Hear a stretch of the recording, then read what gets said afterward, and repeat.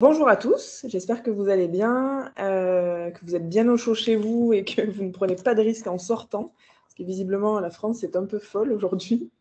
Alors, donc aujourd'hui on va parler de domotique. Donc bon, j'espère que ça va vous plaire. Donc cette conférence est, comme d'habitude, réalisée en partenariat avec Movadom, Movadom Alliés, Family Zen et Adaptia. Elle est financée par la conférence des financeurs de la prévention de la perte d'autonomie du département de Seine-Saint-Denis, avec le concours de la CNSA. Merci à tous du coup de votre présence aujourd'hui. Je suis, alors je passe juste cette petite slide rapidement, mais je suis Chloé du coup et je serai votre hôte aujourd'hui. Je serai là pour répondre à vos questions, faire la transition entre vous et Constance si jamais vous avez besoin de poser une question au milieu de la présentation. Donc n'hésitez surtout pas à utiliser le petit outil de chat que vous avez en bas de votre écran normalement, qui se caractérise par une petite bulle de conversation. Et ensuite à la fin, j'ouvrirai tous vos micros, vos caméras si vous le souhaitez. Et vous pourrez intervenir en direct, ce sera quand même plus simple pour communiquer. Constance, tu me confirmes que je pourrais te couper en plein milieu si jamais on a des questions en cours de route? Oui, oui, oui, autant faire un échange en direct, pas de Ouais, c'est problème. plus sympa. Ok, génial. Ben écoute, Constance, je te laisse te présenter Adaptia et je te retrouve tout à l'heure. Alors, je prends le contrôle. Donc là, vous voyez les slides en grand, hein, ça va, j'ai pas besoin de les agrandir. Parfait. Ok, donc aujourd'hui, je vais vous parler donc de la domotique et des nouvelles technologies. Voilà. Donc tout d'abord, qu'est-ce que la domotique? Donc, ça vient du mot latin domus, qui est domicile, et tic, donc la technique. En fait, donc l'idée, c'est d'avoir une maison intelligente et donc l'objectif est de pouvoir simplifier la vie à la maison. Donc la domotique permet tout d'abord une automatisation et une centralisation donc, des différents équipements d'une maison. Donc on en entend souvent parler au niveau des volets, au niveau du chauffage, il y a également au niveau des portes, téléviseurs, etc. Et en fait, l'idée est de mettre en réseau et de coordonner le fonctionnement donc, de plusieurs équipements pour que du coup, ils puissent fonctionner de manière beaucoup plus facile. Ça assure aussi une fonction donc, de sécurité et une gestion d'économie d'énergie et de communication. Donc, on va revenir après pour le pourquoi de ça. Alors, donc les domaines d'application, donc d'abord, la domotique permet donc de se sentir en sécurité, notamment par exemple avec les alarmes à détection de présence, quand il y a des alarmes au niveau, par exemple, du gaz et tout ça. Donc ça, c'est des choses de domotique qui peuvent permettre de sécuriser le domicile. Ça permet aussi donc d'améliorer son confort au quotidien. Puisque par exemple quand on a des éclairages automatiques, quand on a donc un contrôle d'ouverture de porte automatique et tout ça, ça facilite quand même le quotidien. Ça permet aussi de faire des économies d'énergie, notamment au niveau du contrôle de chauffage, parce que du coup, on peut réguler en fonction de notre présence ou pas, en fonction de la journée, de la nuit. Également au niveau de l'éclairage, donc du coup de l'électricité. Et ça permet aussi de gérer ses loisirs, notamment avec le contrôle de la télévision, de la chaîne IFI à distance. Donc comme ça, même plus besoin de se lever de son canapé pour allumer la télé. Donc c'est très pratique. Alors, comment ça fonctionne? Donc, d'abord, c'est une connexion donc, des appareils les uns aux autres. Donc, pour ça, il faut avoir une connexion Internet et Wi-Fi qui sont souvent recommandées. Et donc, en fait, ça permet, donc les appareils sont dotés donc, de capteurs qui vont pouvoir recevoir les informations. Donc, par exemple, vous avez une commande donc, sur votre téléphone ou sur une télécommande, sur une tablette, sur une montre ou une commande vocale. Et en fait, ça va permettre de commander depuis chez vous ou à distance. Donc après, ça peut être par exemple avec une télécommande d'avoir une connexion par exemple sur les lumières et du coup très facilement toc d'allumer plusieurs lumières. Alors, je ne vais pas passer les vidéos parce que est-ce que vous entendez ou pas le son? D'accord.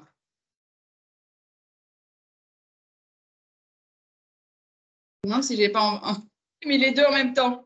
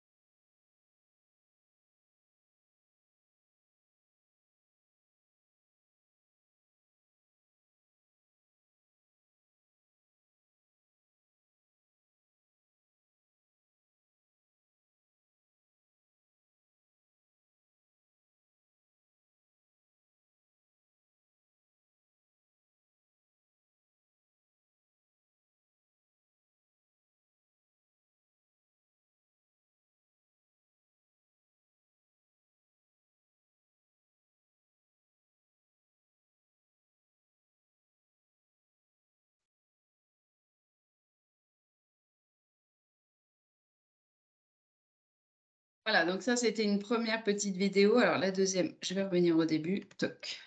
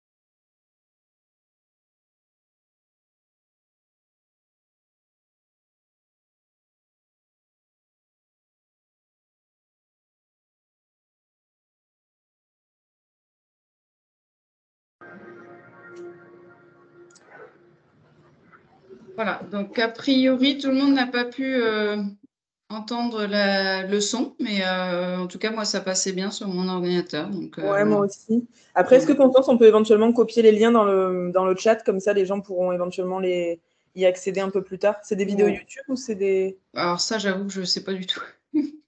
Je sais Alors... pas, ça me paraît compliqué parce que la dernière fois j'ai fait une manip comme ça en visio, j'ai tout arrêté, il a fallu tous qu'on se reconnecte, donc j'avoue que je préfère pas. Je vais le faire. Je suis pas trop une geek, donc bon, voilà.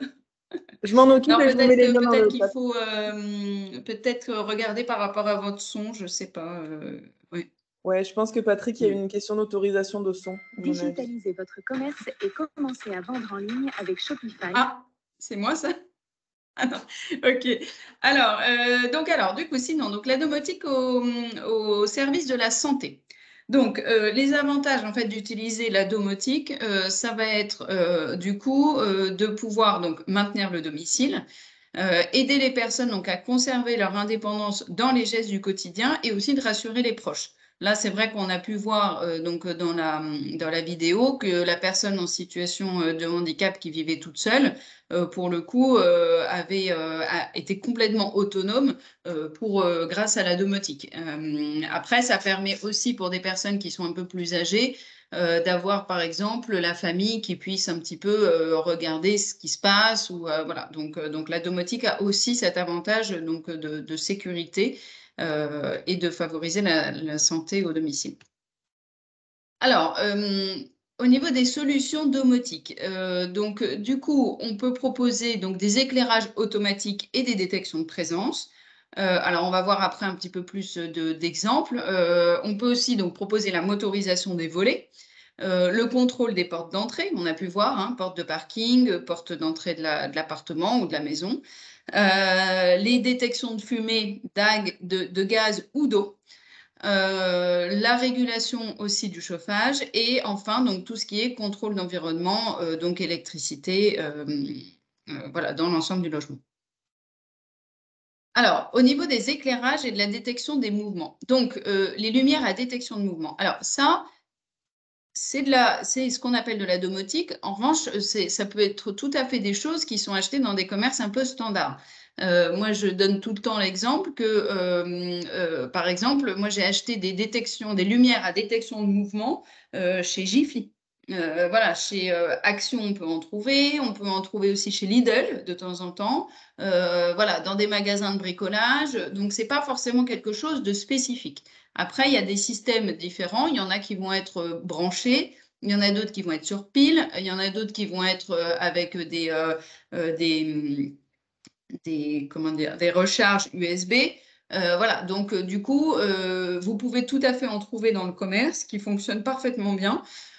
Et qui pour le coup sont super parce qu'en fait ça permet vraiment de sécuriser les déplacements, notamment donc la nuit par exemple. C'est vrai que le fait par exemple d'avoir une détection de mouvement au pied de son lit ou dans un couloir va faire que quand on va se lever pour aller aux toilettes, hop, on va poser les pieds par terre, ça va allumer au niveau de la chambre, ça va éclairer le sol pour sécuriser les déplacements. Et par exemple, dans le couloir ou dans les toilettes, tac, d'avoir une petite lumière qui va permettre de repérer un peu les espaces. Donc là, il y a différents systèmes qui sont indiqués sur la slide, avec donc par exemple des chemins lumineux. Donc en fait, c'est des systèmes de bandes qui vont se mettre le long d'un couloir, d'un escalier, le long du lit. Il y a des systèmes de spots qui vont pouvoir se poser à différents endroits. Et aussi des systèmes d'alarme à détection de mouvement qu'on va pouvoir par exemple mettre à l'extérieur si on veut pour pouvoir éclairer lorsqu'on arrive ou lorsque quelqu'un arrive. Je fais juste un petit signal sur par exemple au milieu là on voit une douille avec en dessous une ampoule. En fait ça c'est une douille à détection de mouvement. Donc j'en parle parce qu'en fait je l'ai testé chez moi. Et pour le coup, je l'ai acheté chez Bricorama, donc magasin de bricolage. Et en fait, l'intérêt, c'est que donc sur votre plafonnier, vous allez donc enlever l'ampoule actuelle, vous allez venir visser la douille. Donc, il n'y a aucune manipulation électrique. Vous allez venir visser la douille et ensuite, vous allez venir visser l'ampoule. Et en fait, ça va permettre d'avoir une détection de mouvement qui fait que quand, par exemple, moi, je l'ai mis dans mon entrée, donc quand je rentre chez moi, j'ouvre la porte, tac, ça allume le couloir. Et du coup, c'est vrai que c'est super parce que ça se rééteint tout seul, donc je ne suis pas obligée d'aller rappuyer sur l'interrupteur. Donc, ça fait une économie aussi d'énergie et surtout une facilité parce que quand on arrive chargé et tout ça, toc, ça s'allume et ça m'évite de traverser tout mon couloir dans le noir et de risquer de chuter. Voilà. Donc ça, c'est un système qui est très bien, recommandé.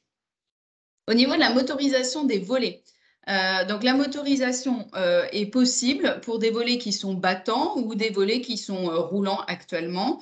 Donc il y a plusieurs types de télécommandes, de commandes. Il y a soit des systèmes de télécommande, soit des boîtiers qui vont être fixés sur un mur, ou sinon aussi par des systèmes avec des smartphones. Voilà, donc ça, on peut tout à fait sur des volets existants venir installer une motorisation. Hop. Alors, je retente une petite vidéo.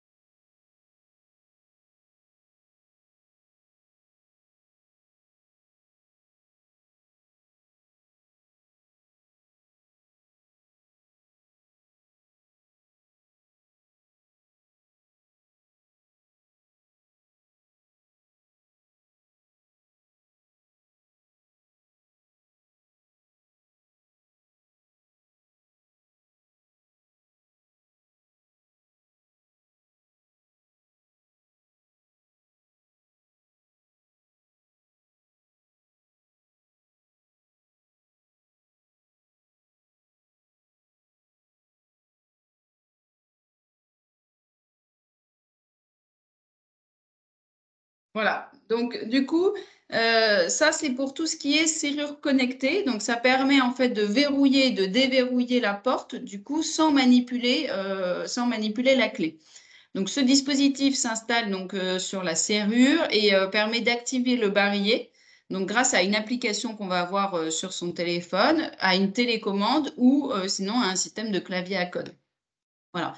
Donc, c'est possible aussi de donner des autorisations d'accès à différentes personnes, donc ce qui permet aussi de pouvoir l'ouvrir à par exemple, des aidants qui doivent intervenir de l'extérieur, soit de manière ponctuelle, soit de manière pérenne, et du coup, une fois que c'est fait, quoi. Voilà, on peut aussi spécifier les jours. On peut donner par exemple accès à la femme de ménage que le lundi, et du coup, le reste de la semaine, elle n'y a pas accès. Voilà. Suivant certains modèles, on peut aussi commander donc l'ouverture de la porte de l'immeuble, du coup en se connectant à l'interphone. Voilà. Au niveau du visiophone connecté, donc pour vous donner un exemple de prix un peu modèle, donc on peut avoir par exemple chez Castorama, c'est à peu près 190 €, et par contre on peut monter jusqu'à 500 € en fonction des modèles. Voilà. Donc ça permet du coup de visualiser qui sonne au niveau de son entrée. Via donc, le moniteur intérieur ou sinon via directement son smartphone. Et ça permet aussi donc, de répondre aux appels vidéo directement, donc soit sur son moniteur, soit sur le smartphone. Voilà. Après, on peut ouvrir du coup la gâche ou le portail à distance. Donc ça, c'est une installation en fait qui est filaire avec donc une serrure électrique de 12 volts. Voilà. Et donc du coup, ça permet, ça donne possibilité donc pour le visiteur du coup de laisser un message, par exemple en cas d'absence. Donc ce dispositif donc, évite de donc, se déplacer jusqu'à l'interphone, que l'on soit chez soi ou à l'extérieur. On peut tout à fait l'ouvrir même si on n'est pas là. Et si la porte est équipée d'une serrure électrique, donc on peut aussi l'ouvrir à distance. Voilà. Et ce dispositif, par contre, donc, nécessite l'installation, donc l'utilisation d'un smartphone ou d'une tablette avec donc du coup une connexion Internet via soit le Wi-Fi, soit le 4G. Au niveau donc, de la porte et du portail, alors là, il y a de nouveau une petite vidéo, mais qui est très rapide. Toc.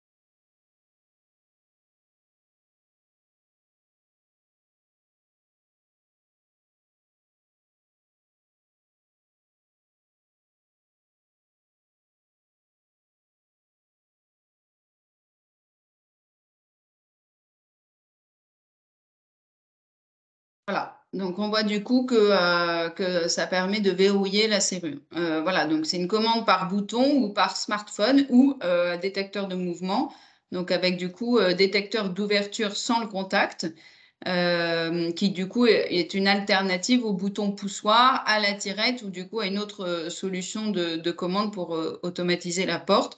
Donc c'est équipé d'un radar qui réagit du coup à tout mouvement. Et qui permet du coup une ouverture sans contact physique. Alors, la domotique permet aussi de détecter les dangers. Donc, notamment au niveau des détecteurs de fumée, il y a une alarme en fait qui va se déclencher lorsqu'il y a de la fumée. Donc, certains modèles ont aussi une option connectée qui permet du coup d'être informé par SMS ou par mail lorsqu'il y a une détection. Certains sont équipés d'un capteur de température qui permet aussi de détecter du coup une anomalie. Et du coup, certains équipements, par exemple, vont surchauffer sans générer de la fumée, mais par contre vont créer une température qui va du coup déclencher une alerte. Donc ça, c'est un fonctionnement souvent, la plupart du temps, par pile, qui est installé donc proche donc d'une pièce qui peut du coup générer beaucoup de fumée ou voilà. Par contre, il faut éviter de l'installer directement au-dessus de la cuisinière, sinon clairement vous allez alerter tous les voisins tout le temps, ça va être l'enfer. Voilà. Sinon, Du coup, au niveau du détecteur après de fumée intelligent, donc ça, en fait, ça s'appelle un détecteur de fumée intelligent qui est compatible voilà, que l'on peut trouver du coup aussi dans des magasins de bricolage un peu plus complets. Voilà, on peut trouver ce type de choses ou sinon, après sur Internet. Après, il y a aussi des détecteurs de gaz. Donc ça, ce sont des capteurs du coup qui vont mesurer la concentration de gaz et qui vont détecter en fait une concentration qui est anormalement élevée. Donc ça a une alarme soit sonore et ou lumineuse en fonction de ce qu'on choisit qui se déclenche du coup pour nous avertir. Voilà, certaines options pareilles ont une option connectée qui permet d'être informé à distance. Au niveau des détecteurs de fuite d'eau et d'inondation. Donc ça, c'est en cas de fuite d'eau, donc dans certains endroits, donc par exemple comme la cuisine, la salle de bain, du coup, le capteur peut détecter de l'eau et du coup déclencher immédiatement une alarme sonore et lumineuse pour pouvoir nous prévenir. Voilà. Donc ça, c'est un système qui est sans fil, qui utilise donc la fonction Bluetooth ou le Wi-Fi de la maison. Et certains systèmes, pareil, sont connectés à distance pour être informés. Voilà. Et d'autres systèmes donc, sont dotés aussi d'une fonction qui permet du coup de couper l'arrivée d'eau, parce que ce n'est pas le tout d'être informé, il y a un moment où il faut agir aussi, donc ça permet de couper l'arrivée d'eau. Voilà, donc ça peut être très utile également. Alors, du coup, là, on vous montre au niveau de la détection d'inondation.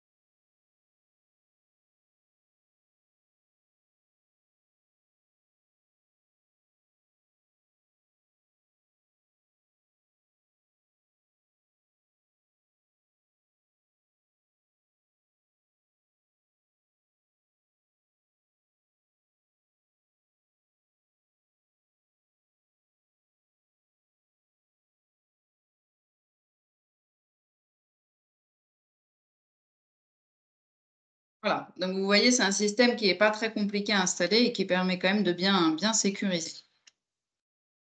Alors, au niveau de la régulation de la température, donc, il y a un thermostat qui est… Alors, au niveau, donc c'est un thermostat qui est sans fil, qui permet du coup de contrôler la température à distance via son smartphone. Et donc, il y a des créations aussi de chauffage, de programmes de chauffage automatique qui va dire que la journée, par exemple, on met, je sais pas, à 21 et que la nuit, on met à 18. Voilà, et donc ça va permettre un confort et une économie d'énergie. Donc ça, pour le coup, c'est très utile. Voilà, ça peut se faire très bien à distance. Donc ça vaut le coup de se renseigner sur ça. Alors après, au niveau des contrôles d'environnement, donc on a le Google Home, donc c'est ce qu'on a vu tout à l'heure en vidéo, donc Alesia, qui donc est vendu sur Amazon, hein, et donc ça, vous pouvez du coup contrôler des appareils ménagers donc intelligents, par exemple comme des laveuses, des sécheuses, des lave-vaisselle, des aspirateurs ou d'autres choses. Et du coup, vous pouvez utiliser pour contrôler donc des objets du coup dans votre domicile, rien qu'à l'aide d'une commande vocale. Donc après le fonctionnement, donc c'est avec une connexion au réseau Wi-Fi de la maison. Donc il faut brancher donc le contrôle d'environnement donc sur une prise et utiliser un smartphone, une tablette connectée ou sinon le réseau pour installer l'application. Voilà. Après, il y a un autre kit qui s'appelle donc le kit JIB, J-I-B, qui est en fait une société spécialisée dans la domotique pour les personnes en situation de handicap, mais qui peut être tout à fait utilisé pour toute autre personne. Et donc là, qui propose un kit en fait avec 4 ampoules connectées. Donc c'est-à-dire que vous allez changer les ampoules que vous avez aujourd'hui sur vos lampes, par exemple, dans votre salon. Donc 4 ampoules connectées, 2 prises connectées et un boîtier infrarouge. Et en fait, ça va permettre de connecter donc du coup des lumières, des lampes, la télévision, le ventilateur, un chauffage mobile, une chaîne Wi-Fi, voilà, et donc les appareils domotiques aussi qui peuvent être en infrarouge, comme par exemple une porte motorisée, des volets électriques et tout ça. Et du coup, grâce à l'application, on va pouvoir en fait gérer à distance tous ces éléments-là. Donc, il y a 3 modes d'usage. Il y a la commande directe donc, des appareils sur l'application du smartphone. Il y a aussi la possibilité d'avoir la commande vocale ou sinon une automatisation par des scénarios. Donc, en effet, comme il disait tout à l'heure, soirée cinéma et hop, il y a tout qui s'allume ou tout qui s'éteint. Voilà. Donc, ça va être des programmes qui vont être faits à l'avance et qui vont après, avec un seul clic, permettre du coup de se mettre en situation. Donc ça permet d'avoir des commandes à distance aussi et possibilité donc de partager le contrôle des objets avec des aidants ou des proches. Voilà, qui peuvent avoir aussi l'application sur leur smartphone. Donc c'est des solutions qui vont être par abonnement et sans engagement. Voilà. Donc au niveau de la comptabilité, c'est possible de l'utiliser sur tout type de smartphone ou de tablette. Donc ça peut être des Android ou des iPhones. Et donc c'est une commande, ce qu'on appelle la commande IR, c'est-à-dire que c'est compatible pour tous les protocoles. Il n'y a pas de limite de nombre d'objets. Au niveau des ampoules, donc c'est des ampoules E27 là, donc c'est-à-dire avec des gros culots vissés là. Voilà, et du coup, ça peut être aussi compatible avec la commande Google Assistance, qui est une commande vocale. Voilà. Donc ça, c'est un système qui, juste avec du coup un seul kit, vous pouvez avoir du coup accès à une domotique sur vos lampes et sur plein d'appareils ménagers qui peuvent du coup être contrôlés par rapport à votre smartphone. Alors, donc les nouvelles technologies dédiées à la santé. Donc, on a donc des téléalarmes, des détections de chute. Donc, les téléalarmes, en fait, donc c'est les systèmes de téléassistance qu'on connaît, donc sous forme de bracelet ou sous forme de collier. Donc aujourd'hui, en fait, il y a des propositions de modèles en fait qui permettent du coup de détecter aussi, par exemple, les chutes. Donc quand la personne va vraiment tomber. Donc, ils vont faire une différence entre la personne qui est au sol parce qu'elle doit ramasser quelque chose et la personne qui chute. Voilà, il y a aussi des bracelets d'activité et de montres connectées, des piluliers connectés, des verres connectés. Voilà, il y a plein de choses qui vont permettre de contrôler un petit peu la santé. Donc, notamment, donc au niveau des téléalarmes, il y en a à l'intérieur et à l'extérieur. Donc, pour l'intérieur, bon, bah voilà, donc c'est un système où la personne doit soit appuyer sur le bouton, soit la détection se fait automatiquement. Et à l'extérieur, c'est pareil, ça va être des systèmes où la personne va soit appuyer par elle-même, soit ça va se faire par contrôle en fait d'une tierce personne qui va se dire bah, tiens, là, j'ai plus contact, qu'est-ce qui se passe? Voilà. Et dans ces cas-là, on peut arriver à suivre, par exemple, il y a des cannes connectées. Les cannes connectées, ça va permettre en fait de savoir où la personne se situe et du coup de pouvoir voir un petit peu où est-ce qu'elle est et tout ça, si jamais, par exemple pour des personnes qui peuvent avoir des pertes de mémoire, qui peuvent se perdre ou autre. Voilà. Après, il y a aussi des systèmes de montres qui peuvent aussi avoir des systèmes GPS. Donc comme ça peut permettre de contrôler aussi pour les aidants, pour la famille, ça peut être aussi rassurant. Au niveau des bracelets d'activité et des montres connectées, donc ça, c'est aussi connu, donc par exemple sous le nom de podomètre, hein, parce que ça permet du coup de voir l'activité physique qui est réalisée, donc notamment au niveau des nombres de pas, par exemple, effectués au cours d'une journée. Donc généralement, c'est sous forme de bracelet montre, voilà, et du coup, ça affiche directement l'information ou ça peut nécessiter une application mobile sur un téléphone. Les autres fonctions souvent sont présentes, par exemple pour savoir la distance qu'on n'a pas parcourue, la fréquence cardiaque, la pression artérielle, savoir le nombre de calories qu'on a perdu. Voilà, donc certains bracelets ont des fonctions aussi détection de chute, ce qui permet du coup d'intégrer en fait si jamais la personne chutait. Donc ça, il y a aussi localisation de GPS avec donc les montres connectées qui proposent en fait un service de téléassistance avec du coup une téléassistance 24 heures sur 24 qui va permettre donc de détecter la chute et de faire un appel automatique. Donc ça, c'est un abonnement nécessaire, mais en tout cas, du coup, si la personne chute et que voilà, l'activité détecte une chute, à ce moment-là, l'appel se fait automatiquement vers la téléassistance. Au niveau de moniteur de fréquence cardiaque, ça va permettre de, par exemple, de surveiller le pouls qui est en mouvement au niveau du poignet.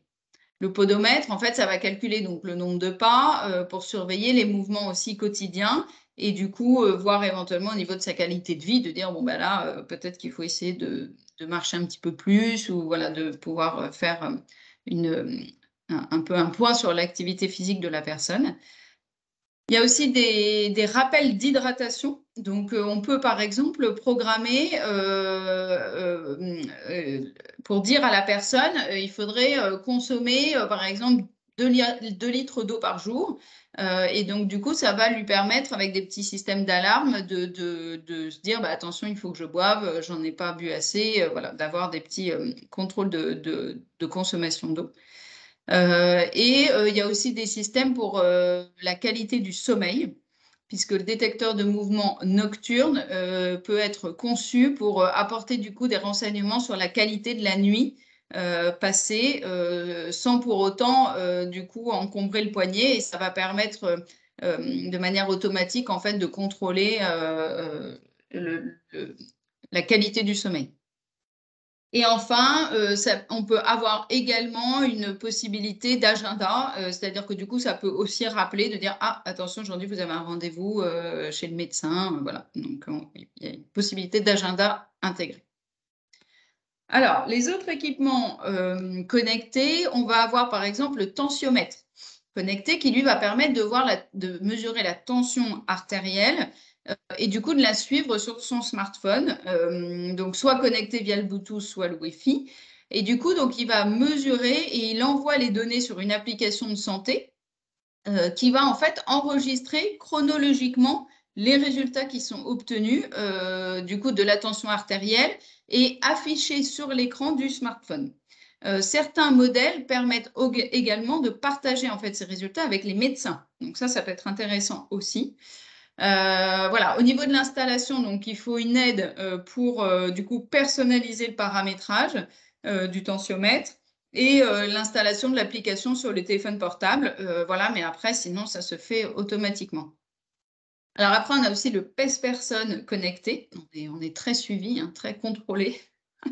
Donc le PES-Personne connecté qui permet du coup de connaître, donc en plus du poids, d'autres informations, comme par exemple la masse musculaire, la masse osseuse. Et pareil, donc c'est via le smartphone ou une application mobile. Et du coup, on peut suivre, la personne puisse suivre son évolution et également le transmettre à ses médecins si jamais il y avait besoin. Voilà. Alors, les piluliers. Donc, les piluliers, il y a différentes choses. Il y a les piluliers électroniques, c'est-à-dire qu'ils possèdent un système d'alarme et un dispositif donc, de sécurité pour, du coup, éliminer les risques d'erreur. Donc ça nécessite l'intervention d'une personne extérieure au moment de remplir les compartiments et de faire la programmation des alarmes. Et du coup, grâce à cet appareil électronique, du coup, l'utilisateur est protégé donc, du risque de surdosage. On peut faire plusieurs choix, c'est-à-dire que d'abord, il faut prendre le nombre de prises de médicaments par jour, s'il y en a 2 ou 3 ou 4. Et en fonction de ça, on va choisir le modèle qu'il nous faut et le nombre d'alarmes aussi. Voilà. Et le système d'alarme peut être aussi différent puisqu'il y a des alarmes sonores sur des dispositifs classiques qui peut donc du coup diffuser des sons différents donc en fonction de la sensibilité de la personne. Et on trouve aussi des alarmes visuelles ou par exemple des modes vibrants. Donc comme ça peut permettre vraiment de trouver le modèle qui est le plus adapté en fonction de la personne. Notamment, par exemple, les modèles vibrants pour les personnes qui sont malentendantes. Du coup, elles peuvent avoir un système vibrant qui va les alerter lorsqu'elles doivent prendre leurs médicaments. Donc ça, des systèmes de sécurité spécifiques peuvent également donc, être présents. Et du coup, par exemple, on peut avoir des systèmes de verrouillage qui va permettre en fait d'éviter que la personne accède aux autres médicaments directement. En fait, la case va s'ouvrir qu'au moment où la personne doit prendre son médicament. Donc ça, c'est pour les piluliers électroniques. Après, on a aussi des piluliers connectés. Donc pour ça, ça permet en fait de sécuriser donc, le suivi du traitement, du coup en rappelant automatiquement donc, à la personne de prendre ses médicaments et surtout d'alerter les proches en cas d'oubli. Voilà. Puisque donc lors de la configuration du pilulier, on va recevoir donc en détail le traitement et pour chaque médicament, le nom, le jour, l'heure et tout ça, la quantité. Et du coup, ça va permettre en fait d'avoir une fonction de rappel et qui va être envoyée également chez les aidants pour dire bah, attention, donc ça peut être soit des proches, soit des personnels soignants par SMS ou par mail pour du coup qu'ils soient informés voilà, quand la personne n'a pas pris son traitement. Voilà. Donc, avec l'accord du patient, l'appareil permet aussi donc, aux proches, aux soignants et tout ça, donc, de voir le suivi quotidien des médicaments. Voilà. Donc, chaque jour, comme ça, ils peuvent savoir si on a bien pris les médicaments, lesquels et à quelle heure. Donc, en général, donc, un pilulier, c'est à peu près 7 jours d'autonomie. Comme ça, du coup, il suffit après de brancher l'appareil donc, sur une prise de secteur donc, pour le charger. Mais sinon, il n'y a pas besoin de connexion Internet. On peut l'utiliser chez soi sans aucune connexion Internet. Ah, je vous ai zappé la petite vidéo. Toc.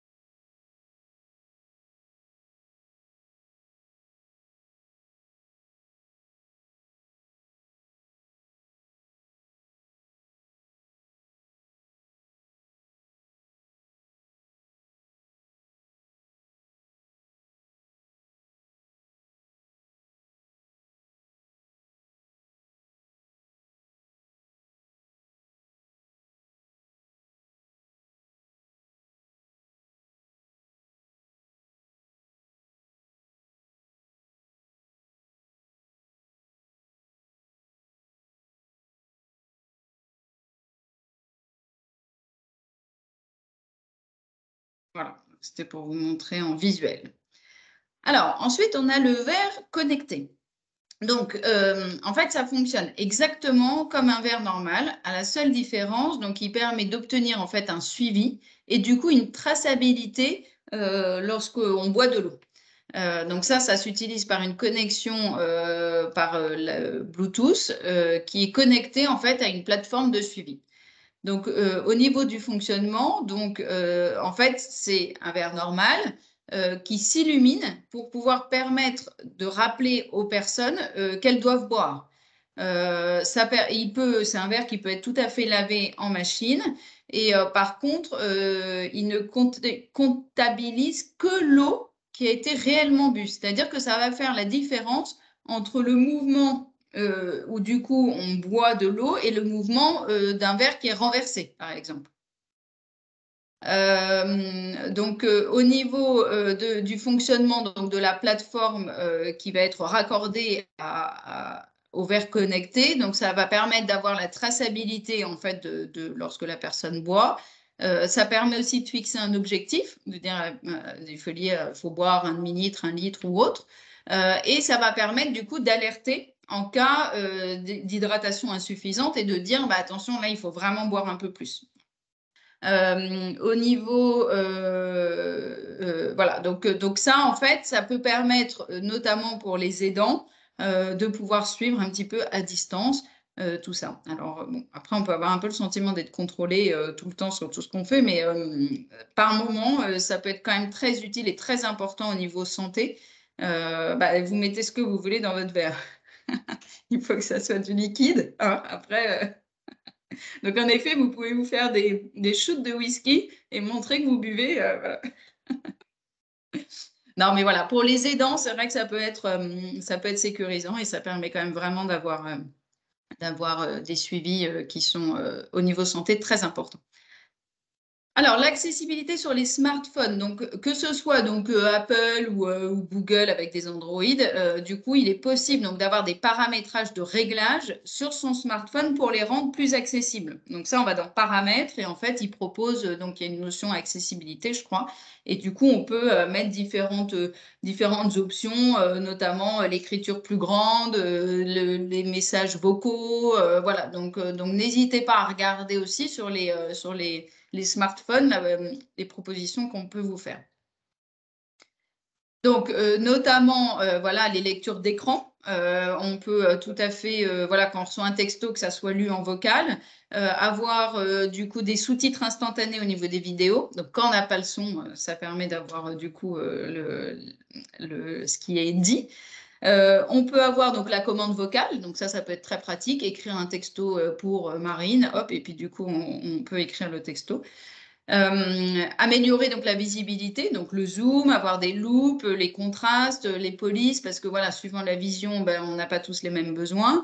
Améliorer aussi le niveau de l'audition, du coup, de pouvoir adapter le volume et aussi la sensibilité du toucher. Par exemple, on peut dire ben, il faut 2 clics pour valider, ou il faut qu'un seul clic, ou il faut faire faut squeezer, ou voilà. Donc, on peut adapter en fonction de chacun.